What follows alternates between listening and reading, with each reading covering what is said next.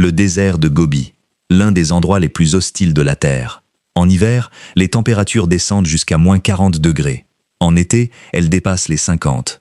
Le vent souffle si fort qu'il projette des pierres sur le sol. Il n'y a pas d'eau. Il n'y a pas de vie, seulement du sable, des roches et un silence si absolu qu'il en devient presque douloureux. Et au milieu de cette désolation, la Chine a posé un monstre de 4000 tonnes. Pas une bombe.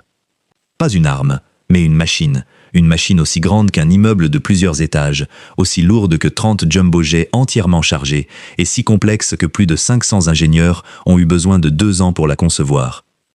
Ce que cette machine fait là, et pourquoi elle se trouve là, est une histoire qui semble si folle que presque personne n'y croit. Mais elle est vraie. Et si vous regardez cette vidéo jusqu'à la fin, vous comprendrez pourquoi cette machine pourrait changer à jamais le paysage énergétique mondial. Si vous aimez les vidéos qui vous montrent les technologies capables de changer le monde avant que le monde ne s'en rende compte, alors mettez un like à cette vidéo maintenant et abonnez-vous à China Découverte pour ne manquer aucun autre épisode. Entrons dans le sujet. Pour comprendre pourquoi la Chine a installé un monstre de 4000 tonnes dans le désert de Gobi, vous devez d'abord comprendre quel problème elle cherche à résoudre. La Chine est le plus grand consommateur d'énergie au monde. Et une part énorme de cette énergie provient encore du charbon. Des centrales à charbon qui produisent un smog capable d'envelopper des villes entières dans un voile gris. Des centrales à charbon qui rejettent chaque année des milliards de tonnes de CO2 dans l'atmosphère. Des centrales à charbon qui font de la Chine le plus grand émetteur de carbone au monde. La Chine le sait. Et la Chine s'est engagée à atteindre la neutralité carbone d'ici 2060. Mais comment remplacer l'immense quantité d'énergie fournie par le charbon? Le solaire et l'éolien sont les réponses évidentes, mais ils ont un problème fondamental, la fiabilité.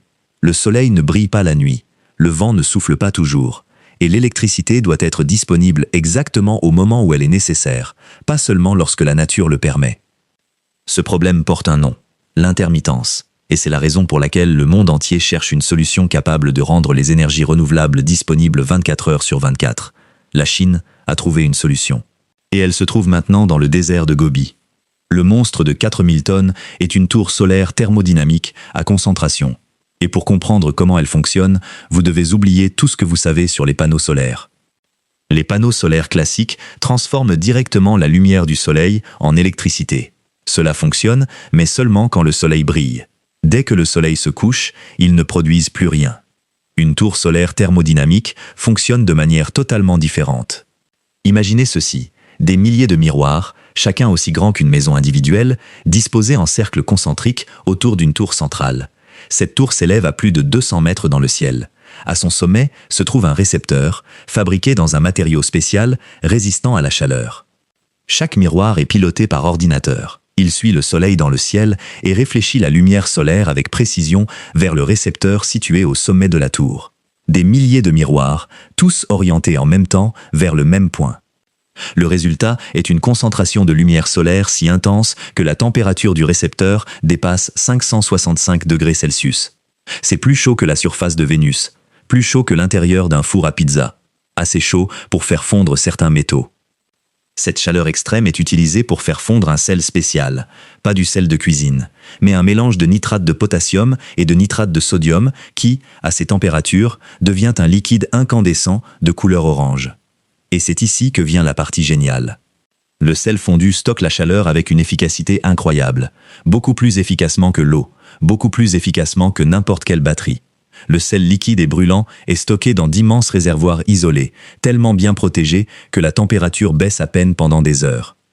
Lorsque l'électricité est nécessaire, que le soleil brille ou non, le sel fondu est pompé à travers un échangeur de chaleur. Il chauffe de l'eau et la transforme en vapeur. La vapeur entraîne une turbine.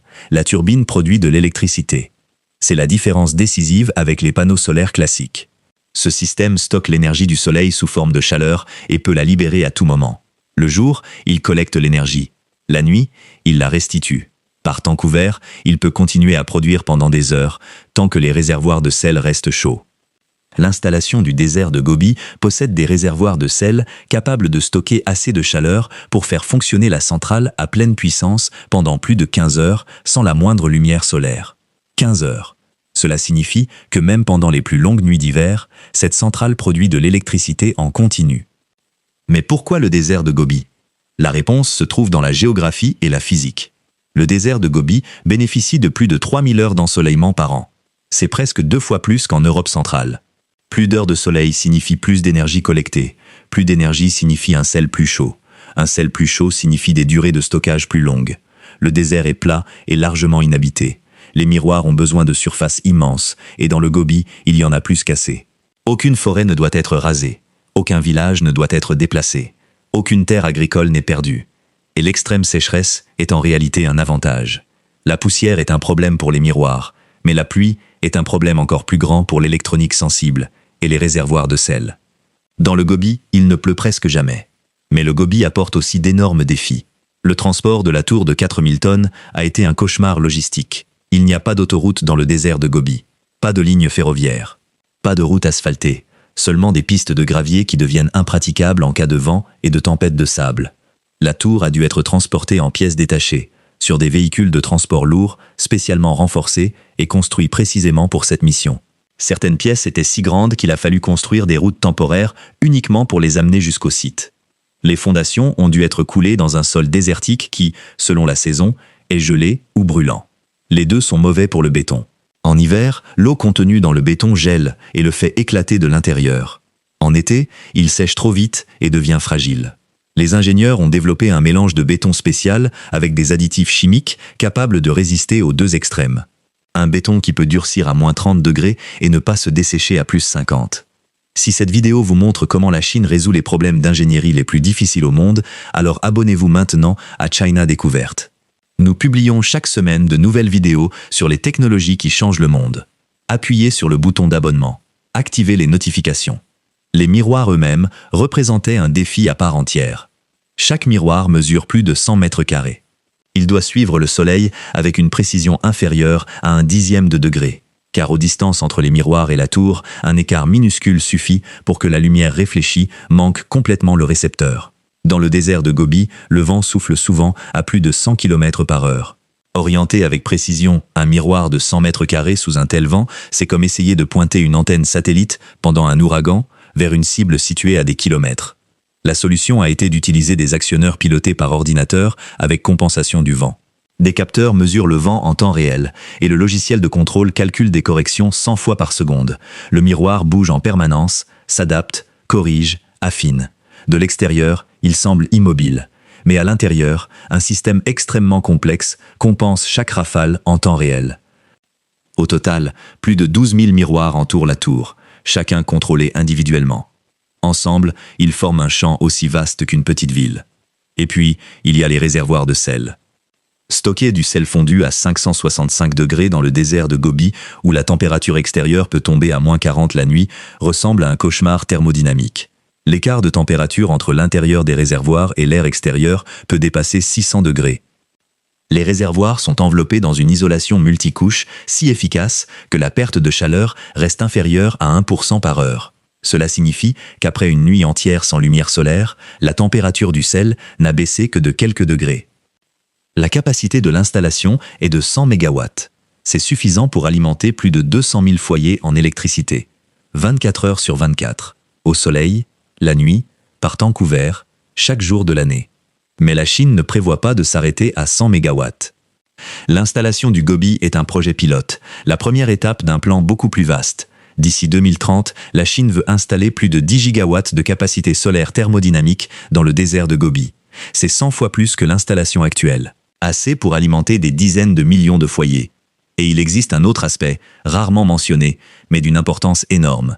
L'énergie produite dans le désert de Gobi doit d'une manière ou d'une autre rejoindre les villes de l'est de la Chine, là où vit la majorité de la population.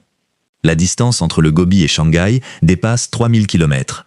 Pour cela, la Chine a développé des lignes de transmission à courant continu ultra haute tension, capables de transporter l'électricité sur des milliers de kilomètres avec des pertes inférieures à 5%. À titre de comparaison, les lignes à haute tension conventionnelles perdent 30 à 40% sur la même distance. Cette technologie n'existe nulle part ailleurs dans le monde à cette échelle. Et c'est la clé qui rend possible tout le projet du Gobi. Sans elle, l'énergie resterait prisonnière du désert, loin des personnes qui en ont besoin.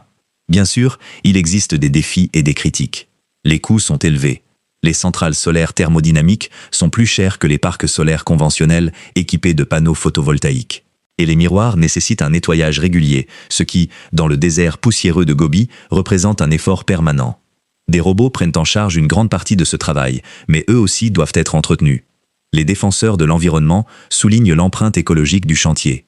Le désert de Gobi peut sembler hostile à la vie, mais il possède son propre écosystème fragile. Des reptiles rares, des insectes et des plantes désertiques y vivent, et la construction d'un complexe industriel de cette taille modifie irréversiblement leur habitat. Et il y a la question fondamentale de savoir si les centrales solaires thermodynamiques pourront, à long terme, rivaliser avec la baisse rapide des coûts du photovoltaïque et du stockage par batterie. Certains experts affirment que les parcs solaires associés à des batteries lithium-ion seront bientôt moins chers que les centrales à stockage par sel fondu.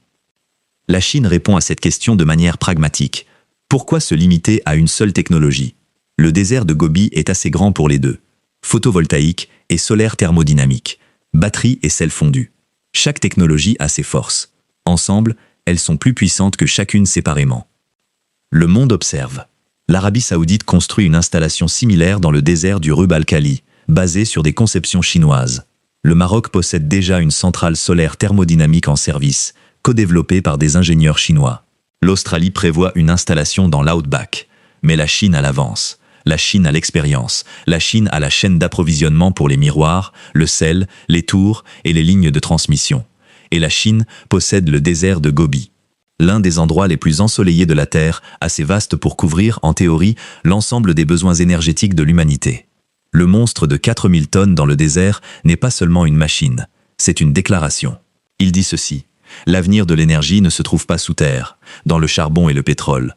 Il se trouve au-dessus de la terre, dans la lumière du soleil qui tombe chaque jour sur le désert. Il faut seulement avoir le courage de la capturer. Avant de partir, je voudrais vous demander 2 choses. Premièrement, si vous n'êtes pas encore abonné, faites-le maintenant, s'il vous plaît. Ces vidéos demandent des heures de recherche. Je lis des rapports techniques, j'analyse des données satellites et je vérifie des spécifications d'ingénierie. Vos abonnements m'aident à consacrer plus de temps à ce travail et à produire davantage de vidéos comme celle-ci. Deuxièmement, si vous souhaitez soutenir directement ce travail, vous pouvez m'offrir un café via Buy Me a Coffee. Le lien se trouve dans la description de la vidéo. Chaque café m'aide à produire d'autres épisodes comme celui-ci. Votre soutien signifie énormément pour moi. Dites-moi dans les commentaires, pensez-vous que le sel fondu est la clé du stockage énergétique du futur ou les batteries finiront-elles par l'emporter? Je veux connaître votre avis. À la prochaine vidéo où nous plongerons encore plus profondément dans l'avenir que la Chine est en train de construire. C'était China Découverte. Le désert ne dort plus, il travaille. Activez les notifications. Et merci d'avoir été là.